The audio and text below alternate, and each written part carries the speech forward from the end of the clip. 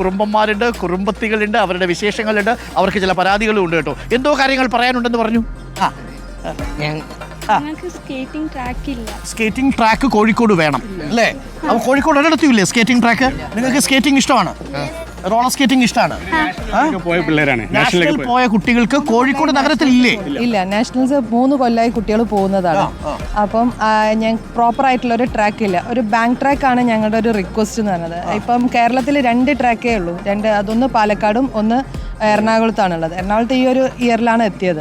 അപ്പം നമുക്ക് എന്താണ് കുട്ടികൾ കൂടുതൽ കോച്ചിങ്ങും കാര്യങ്ങളൊക്കെ കിട്ടണമെങ്കിൽ ആ ഒരു ബാങ്ക് ട്രാക്കിൽ ചെയ്തിട്ടേ കാര്യമുള്ളൂ. നമുക്ക് കോഴിക്കോട് മേയറോട് അതേപോലെ നമ്മളുടെ സ്പോർട്സ് മന്ത്രിയോട് നമുക്ക് കോഴിക്കോടിന് വേണ്ടി ഇവിടുത്തെ സ്കേറ്റിംഗ് ഇഷ്ടപ്പെടുന്ന ഒരുപാട് കുട്ടികളുണ്ട്. അവർക്കൊരു സ്കേറ്റിംഗ് ട്രാക്ക് ആവശ്യമുണ്ട് എന്നുള്ളതാണ് ഈ കുരുന്നന്മാർ പറയുന്നത് അല്ലേ? ബാങ്ക് ട്രാക്ക് ആവശ്യമുണ്ട് എന്നുള്ളതാണ്. അത് മന്ത്രിയുടെ ശ്രദ്ധയിൽപ്പെടുത്തുന്നു. തീർച്ചയായിട്ടും അടുത്ത തവണ പ്രോജക്റ്റ് എനിക്കൊന്നും അടുത്ത ബഡ്ജറ്റ് മുമ്പൊക്കെ ചെയ്യാവുന്നതേ ഉള്ളൂ. അത്തരം സ്കേറ്റിങ്ങിലുള്ള ട്രാക്ക് കൊടുത്ത ഈ കുഞ്ഞുങ്ങളൊക്കെ ഒരുപാട് ഫ്രീ ആയിട്ട് സ്കേറ്റിംഗ് ഒക്കെ ചെയ്യും. ലഹരിക്കെതിരെയുള്ള നമ്മുടെ പോരാട്ടമാണ്. അതിന് ഈ കുഞ്ഞുങ്ങളെയൊക്കെ നമുക്ക് ഒരുപാട് ആക്ടിവിറ്റിയിൽ എൻഗേജ് ചെയ്യിപ്പിക്കേണ്ടതുണ്ട്. അപ്പം പൊളിയാണ് അല്ലേ? മണ്ണിലൊക്കെ കുത്തി മറിഞ്ഞ് ആകെ ഒരു പരിവായല്ലോ. ഇതിനെ ഇനി എങ്ങനെ വൃത്തിയാക്കി എടുക്കും? ഒന്ന് ഇങ്ങോട്ട് വന്നേ. ഇതിൻ്റെ കോലം കണ്ടോ? നോക്കിയേ, ഇതിനെ ഇത് വൃത്തിയാക്കി എടുക്കുന്നത് ചെവിയിലടക്കം മണ്ണ് പോയിട്ടുണ്ട്. കുറുമ്പൻ അല്ലേ? ഒന്ന് ആലോചിച്ച് നോക്കിയേ. ഇതാരാ ഇതിൻ്റെ ഉടമ? വന്നാട്ടെ.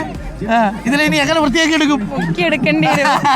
മുക്കി എടുക്കേണ്ടി വരും എന്നുള്ളതാണ്. ഇവിടെയും കുറവൊന്നുമില്ല. കടലിൽ പോയി കളിച്ചു, വലിയ സന്തോഷം. ഹാപ്പി ആയില്ലേ? അങ്ങനെ ചുമ്മാ പറഞ്ഞാൽ ഇതൊക്കെ വേണം കേട്ടോ. ഇതിനെയൊക്കെ മണലും ചെളിയൊക്കെ പറ്റിയ ഒരു കുഴപ്പമില്ല. Okay, thank you. അപ്പോൾ പ്രിയപ്പെട്ട പ്രേക്ഷകരെ, നമുക്കൊരു പാട്ടുകാരിയുണ്ട്. നമുക്ക് റെസ്ലേഴ്സ് അസോസിയേഷൻ നമ്മളെ ചലഞ്ച് ചെയ്തിട്ടുണ്ട്. നമ്മളങ്ങനെ വിട്ടുകൊടുക്കാൻ പറ്റില്ലല്ലോ. അപ്പോൾ നമുക്കൊരു പാട്ട് കേൾക്കണം, ഒപ്പം നമുക്ക് മസിലും പിടിക്കണം, ബലവും പിടിക്കണം. അപ്പോൾ നമുക്ക് അതിലേക്ക് പോകാം. Kozhikode district arm wrestling association. Hi sir, good morning. Good morning. Happy Easter. Happy Easter ma'am. Happy Easter. റെസ്ലറാണ് അല്ലേ? ഓക്കെ, പിടിച്ചപ്പോൾ തന്നെ ആ ഒരു പവർ നമ്മുടെ കയ്യിൽ ഫീൽ ചെയ്യുന്നുണ്ട്. Okay, hi.